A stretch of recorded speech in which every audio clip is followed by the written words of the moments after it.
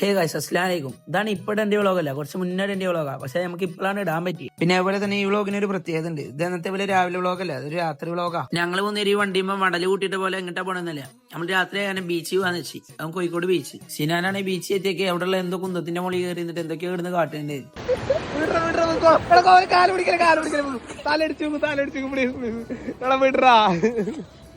അൻഫാസാണ് ഇതിന്റെ മുകളിൽ കയറി നിന്നിട്ട് ആസ്ഥാന ജിമ്മന്മാരുടെ വേലാണ്ട് കളഞ്ഞു.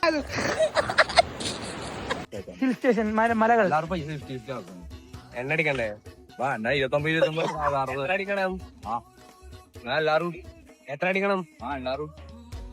എത്ര അടിക്കണം പറ എന്നാ വിടാ. അങ്ങനെ ബീച്ചിന്റെ നമ്മൾ ഇവിടെ അടുത്തുള്ള ഒരു ഹിൽ സ്റ്റേഷനിൽ പോകാന്ന് പ്ലാനിട്ട്. ഇവിടെ അടുത്ത് തന്നെ ഏകദേശം ഒരു 24-30 കിലോമീറ്റർ ഉണ്ടായിരുന്നു. പോണ വഴിയിലാണ് എല്ലാവർക്കും ഉറക്കം വന്ന് കണ്ടപ്പോ അതിന്റെ ക്ഷീണം മാറ്റാൻ വേണ്ടി ഒരു ചായക്കടയിലാണ് നിർത്തി. ഏത് ചായക്കടയിൽ നിർത്തിയാൽ നമ്മള് പറയാം അന്ന് ഇന്നും ബൂസ്റ്റാ.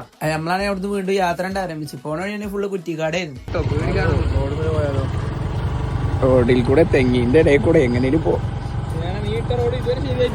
നമ്മള് പോണതിന്റെ ഇടയിലാണ് ഈ സുബൈ വാങ്ങി കൊടുത്തിട്ടുണ്ടായിരുന്നത്. അപ്പൊ പോണ വഴിയിൽ ഒരു പള്ളിയാണ്. അപ്പൊ അവിടെ നിർത്തി. നമുക്കാണെങ്കിൽ കയറിയൊക്കെ എന്തോ ഭാഗത്തിന് ജമാഅത്ത് കിട്ടി. നിസ്കാരം കഴിഞ്ഞാണെങ്കിൽ വേഗം പുറത്ത് ഇറങ്ങി. കാരണം നമുക്ക് രാവിലെ ക്ലാസ് തുടങ്ങുമ്പോഴത്തേക്ക് റൂമിലേക്ക് തിരിച്ചെത്തണേ.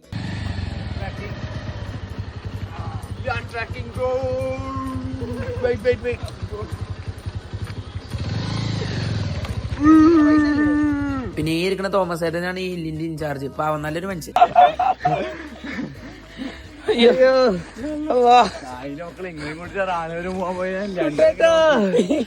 രണ്ടര കിലോമീറ്റർ ഇങ്ങോട്ട് അവള്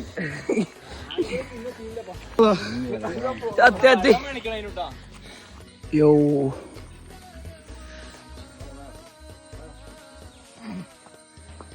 ഇതിന്റെ മോളി പോയ മോളി പോവാ. മുകളിലാണെങ്കിൽ നമ്മളല്ലാണ്ട് വേറെ ആരും ഉണ്ടായിരുന്നില്ല. പിന്നെ കുറച്ചു നേരം വെയിറ്റ് ചെയ്തപ്പോ ഓരോരുത്തരായിട്ട് വരല് തുടങ്ങിയായിരുന്നു. ഈ മകളുടെ മുകളിൽ നിന്നാലേ നമുക്ക് കോഴിക്കോട് മൊത്തത്തിൽ ഏകദേശം കാണാൻ പറ്റും. ഇങ്ങനത്തെ ഈ കല്ലിന്റെ കോറിയാത്ര കാസർഗോഡ്